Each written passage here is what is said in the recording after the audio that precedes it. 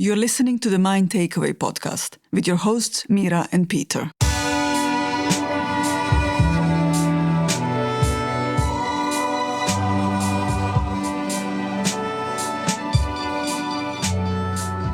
In our quest to help create a world without inequality, poverty and war, we share insights gained through our work about leadership, psychology and creativity. You will also hear conversations with ordinary people who do extraordinary things due to their increased awareness, curiosity and intuition, plus their deep connection with others. Welcome to the first micro episode of 2023. And in fact, we may even change the name to micro episode simply because lots of our clients, lots of our listeners have said, hey, they're not micro, they're macro. You pack a lot of value and there's a lot of useful information and tips and stuff like that. So yeah, watch this space, but that's not so important, is it, Mira? No.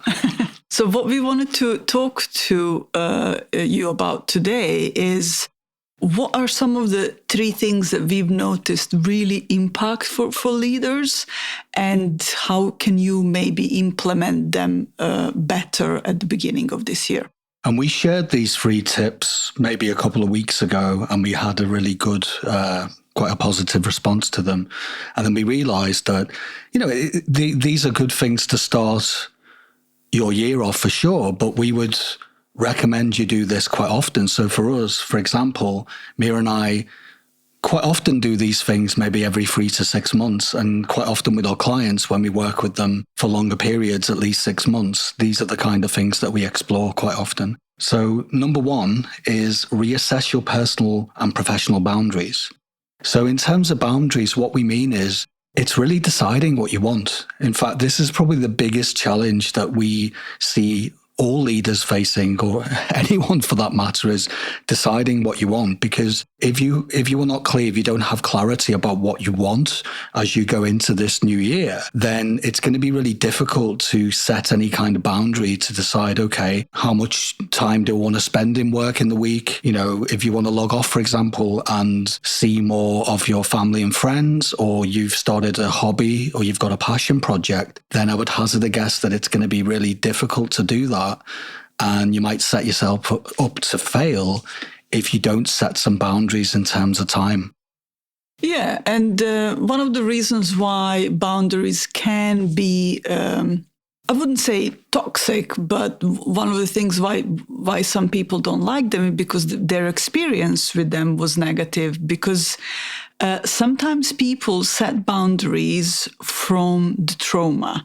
Sometimes people set boundaries from space of not clarity, and then they serve as disconnection in between people. Is disconnection in between you and the people that you lead. And also sometimes we hide behind boundaries and say, I'm not doing this.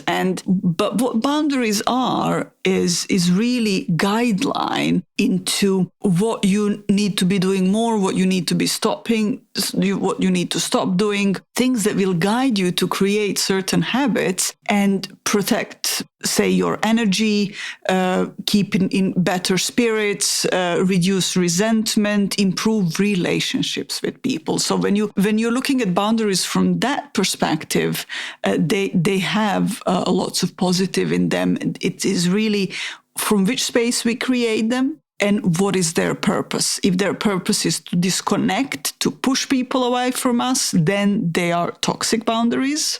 They're actually not boundaries. But if they're created from the space of clarity and with a positive intention in mind, and they're not strict rules that cannot be moved or banned or changed, then they're toxic. Yeah, and remember that you can always change your mind. What we see in terms of, that label boundaries is that they're fluid, they're flexible, and with more information as you go through the year, you can reset those boundaries every month, every 3 months, every 6 months, etc., etc. So I'll give you, before we move on to the next one, I'll just give you one solid example. So we were working with a group of leaders a few days ago for a 6-month leadership development program. And we were talking about boundaries, and we were suggesting some starters, what kind of boundaries would a new leader want to set, and why would you do it? One of them would be your availability in the day, in the week, in the month, because if you want to do some of these tasks that require focus, or you want to do some creative things, then you can't be constantly available fighting fires and constantly at the beck and call of everyone in your team, with your peers, with your boss. So what we would suggest strongly is that sit down first and foremost with yourself and look at some of these things. How often would you like to check in with your team? How much time would you like to give to your team during the week? And what are the non-negotiables? Because there's obviously a load of admin you're going to have to do. You'll obviously be in meetings without your team, and there's other things that are time sucks, other big meaty tasks, and you won't be able to complete them if you're constantly available for everyone else but yourself. And also another thing that you are, why is that boundary good, is that other people get to grow. Your team members get to experience things, get to solve problems when you are not always available. When we are always available, we are not really giving space for people to solve problems and grow in their roles. So, again, it's a soft boundary. If you really need to be available, you will be. It's not like, I've said this, therefore it cannot be changed. There are certain situations that require your presence, even though at that time it's not something that you've planned doing. That's something else. But in a normal or regular situations, this is where the boundaries are. So the second one is explore what gives and takes your energy. This is definitely one of our most impactful and our favorite things that we do for ourselves and with our clients. And that's really just I guess the simplest starting point would be just to get a blank piece of paper and put a line all the way down the middle of it. And on one side, you put what gives you energy. And on the other side, you put what takes you energy. And you'd be surprised with the results. And just a tip that sometimes the things that take our energy the most are actually tasks and activities that we really get a buzz off or we enjoy. But what if I was to say that some of these things definitely get in the way in your week, in your month, because if you do too much of those things that really zap your energy, then you can't be expected to have enough energy to do the things in the rest of the week. And when you notice what gives you energy, you can then put those things in place. You can plan ahead and go, okay, well, I'm going to do all of these things that I love this week, so I'm probably going to have less energy as I go into some of these challenging tasks and longer meetings and stuff like this. So what can I do to recharge my batteries, knowing that my week is going to look like this? So it's quite strategic, and it's a good thing to do, because once you know what gives and takes your energy, it actually helps you to plan those blocks of times better. Because Mira and I used to be, really thinking we were fantastic at managing our calendar, in the week, in the month, in the quarter, in the year. But what we noticed is that we weren't really mindful or aware of sometimes the energy that we were taking into these given tasks. So I'll give you another example. If you're, for example, going into a meeting, but you've already had a challenging situation, you might be rubbed up the wrong way, annoyed, a bit stressed out. If you don't stop to reflect and reset before your next thing, it could be a one-to-one with one of your team members.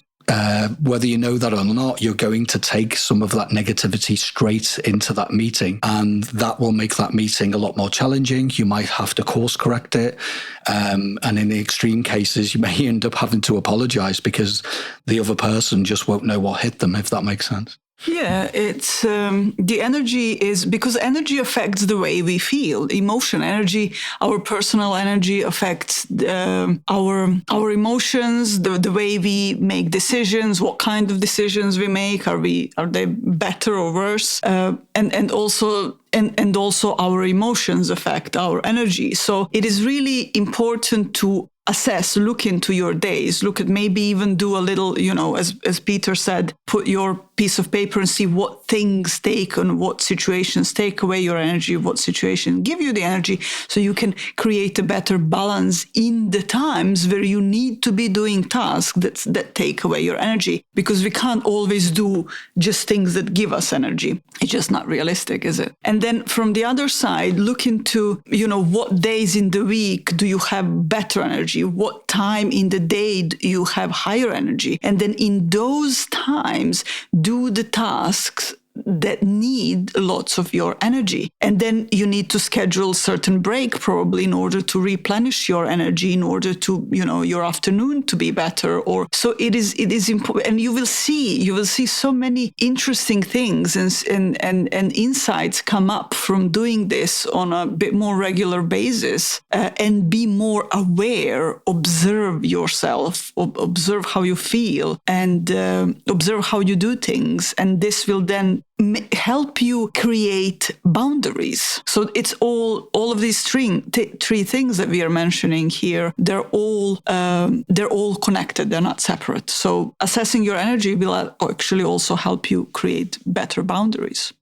And then the last tip is number 3 is make self-care part of your daily routine.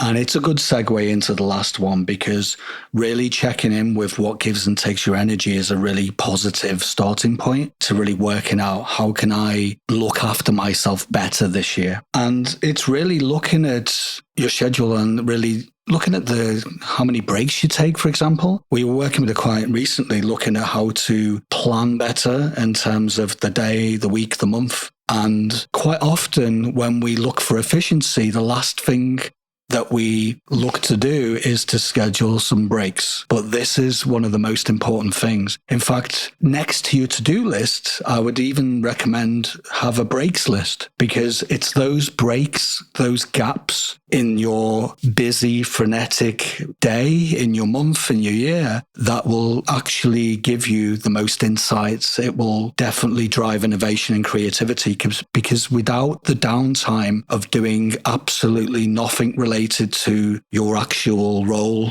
your business, you won't be able to resolve some of the complex and challenging tasks or problems that you want to resolve. And also, without that downtime, you won't be able to recharge your batteries. So it's kind of like a vicious circle. Yeah, and it is very important for leaders to have a good self-care, because that keeps your mind in a better space. It checks your emotion much better. You're more aware when you're there. You're not running. So it's very interesting that when people think about efficiencies to put more stuff in, but actually we are more efficient. We are spending less energy on difficult or on challenges. We are much better in innovation and dealing with the unknown when we are feeling better, when we take care of ourselves. And so it is really important for leaders, because they are influencing lots of people, that they actually take care of themselves. And then also, this is what you teach people around you, that they take care of themselves. And so, maybe start looking at efficiency in a different way. Yeah, and that's a really good point, that any great leader, you are setting, hopefully, a positive example for the rest of your team, for your peers. And it's really about going there first. It just isn't accepted anymore to burn through the hours and to have that badge of honor to, you plan to go home at 4 p.m. and then you were there at 9 p.m. and keeping your team back. It's really the opposite of that. And also it's seeing efficiency, as Mira said, in a new light, that it's not about smashing the hours. It's about making your time count in the bits that you've scheduled to do those focused tasks, to actually get your head down and get some work done. And then not thinking that you have to just be constantly logged in and stuck in that one state. It's just not really useful to both yourself, to your team, or the business. Yeah. And if we if we know that our emotions are really important to our decision making, and how we see the world is really important to our decision making, then we actually see how much this makes sense. But also one of the things is that, when we are smashing hours, when we become very resentful and negative people. And so I know that there is a certain level of stress and pressure that drives forward, and that's absolutely fine. But even with this, we need to be careful that it doesn't tip over. And that's why self-care is really important. And actually, just to conclude, if you look at these 3 steps as a positive starting point, you're more likely to avoid those high stress situations and looking over the cliff of burnout, because without reassessing your boundaries and working out what you're willing to do and what you're not willing to do, those things that are negotiable and non-negotiable, and really knowing what gives and takes you energy and having a planned daily routine to look after yourself, then you won't be able to avoid those burnout moments. Yeah, absolutely. We've seen, and we've experienced some of these things ourselves, and we've experienced how it is when you actually turn the page and start doing things in a different way. It doesn't happen overnight, but you need to start somewhere. Yeah, and this is a good place to start. So let us know what you think. And if you implement these 3 steps, let us know what your experience is. We'll be really curious to see what kind of results you get. Bye. Thanks for listening. Bye.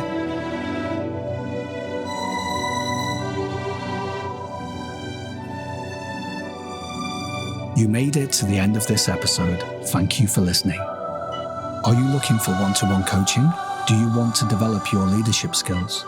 Would you like to improve your team's performance? Drop us an email at info@themindtakeaway.com. We would love to hear from you.